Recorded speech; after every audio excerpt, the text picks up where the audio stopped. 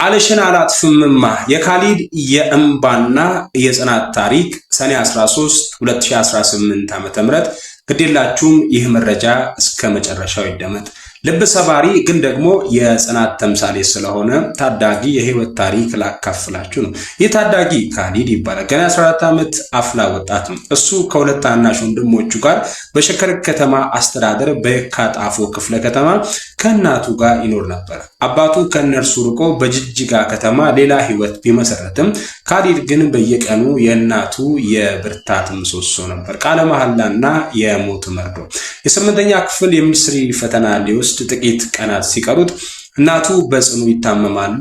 በዚያ የህመም አልጋ ላይ ሆኖ ግን ለልጃቸው ለካሊድ አንድ ትልቅ አደራ ይሰጡታል። ልጄ እኔ አንድ ነገር ብሆን እንኳን ምንም ነገር ቢፈጠር አመቱን ሙሉ የለፋበትን ፈተና እንዳታቋርጥ አሉት። ካሊድም እሺማ ብሎ ቃል ገባላቸው። ነገር ግን ፈተናው ሊጀምር ጥቂት ሰዓታት ሲቀረው የማይቀረው ሞት መጣ። እናቱ ከዚህ ዓለም በሞት ተለዩ። አስክሬኑን ቤት ጥሎ ወደ ፈተና አዳራሽ ሄደ። እስኪ ያስቡት፣ የ14 ዓመት ልጅ ኖት ውድ እናቱ በድንገት ብታርፍ እርሱ ምን ያደርጋሉ? ካሊድ ግን በከፍተኛ ሐዘን እየተቃጠለ እያረረም ቢሆን ለእናቱ የገባውን ቃል ላለማጠፍ ወሰነ። በጠዋት ክፍል የእናቱን አስክሬን እቤት ውስጥ አስቀምጦ እንባውን እየጠረገ ወደ ፈተና አዳራሽ አመራ። የጠዋቱን ፈተና በብቃት ተፈተነ። ከፈተና እንደወጣ በፍጥነት ወደ ቤት ተመልሶ የእናቱን አስክሬን በለቅሶና በሐዘን እየሸኘ ወደ መቃብር አወረደ።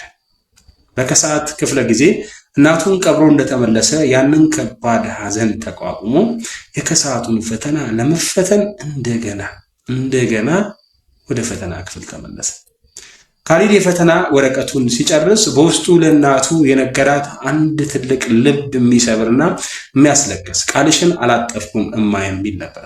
የ14 ዓመት ታዳጊ ያሳየው ጽናትና ለእናቱ የገባው ቃል አክብሮት ሁላችንም በእንባ ያስለቀሰ ነው፣ ግን ደግሞ ትልቅ ትምህርትም የሰጠ ክስተት ነው። እግዚአብሔር አላህ ለካሊድና ለታናሽ ወንድሞቹ መጽናናትን ይስጣቸው። የእናቱን ነፍስ በአጸደ ገነት ያኑርልን።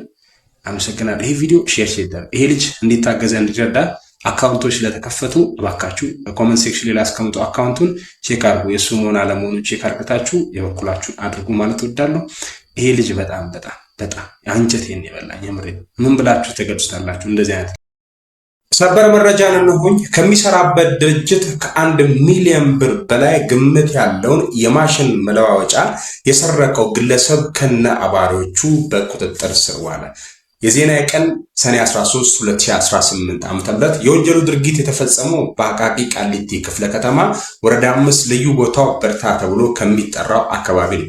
ተጠርጣሪው ሙክታር የተባለ ሲሆን ከሚሰራበት አንድ የግል ድርጅት ውስጥ ተቀጥሮ በመስራት የሚገኝ ሲሆን ድርጅቱ ባለቤቶቹ ባመቻቹለት ሁኔታ መኖሪያውን እዛው አድርጓል። የተፈቀደለትን ሁኔታ እንደ ምቹ አጋጣሚ የተጠቀመው ተከሳሽ በተለያዩ ጊዜያት ሰዎች ያለመኖራቸውን እንደ መልካም አጋጣሚ በመጠቀም ድርጅቱ ለሽያጭ ከውጭ ያስመጣቸውን ብዛት 172 የሆነውን ከ1 ሚሊዮን ብር በላይ ግምት ያለውን የስካቫተር መለዋወጫ መቆፈሪያ ማሽን ጥርስ እያወጣ እዛው አካባቢ በሚገኝ ዲዛ ቤት ሲሸጥ ቆይቷል። የተሰረቀው ንብረትም በማህበራዊ ሚዲያ አማካኝነት ለሽያጭ መቅረቡን መረጃ የደረሳቸው የግል ተበዳይ ዕቃቸው መሰረቁን በማወቃቸው ጉዳዩን በአቃቂ ቃሊቲ ክፍለ ከተማ ፖሊስ ዋና መምሪያ ለሰርቴ አካባቢ ፖሊስ መምሪያ ይህን ያሳውቃሉ። የጉዳዩን መረጃ መነሻ በማድረግ ፖሊስ በዚህ ህገወጥ ሽያጭ ውስጥ ተሳታፊ የነበረውን ደላላ በቁጥጥር ስር በማዋል ባደረገው ምርመራ የማሳተፍ ስራ ተጠርጥረውና ሌሎች 11 አባሪዎችን ከነ ኤግዚቢት በቁጥጥር ስር በማዋል ከተሰረቀው ከ172 የማሽን ጥርስ ውስጥ 153ቱን አስመልሷል። ተቋማቱ ሰራተኞቻቸውን በሚቀጥሩበት ወቅት ተገቢውን ክትትልና ቁጥጥር በማድረግ የሚገባቸው መሆኑን የገለጸው የአዲስ አበባ ፖሊስ ዋና ጠቅላይ መምሪያ መሰል ወንጀሎችን ለመከላከል ቴክኖሎጂን መጠቀም እንደሚገባ መልእክታቸውን አስተላልፏል። የመረጃ ምንጭ አዲስ አበባ ፖሊስ ምክትል ሳጅን ፍጹም በቀለ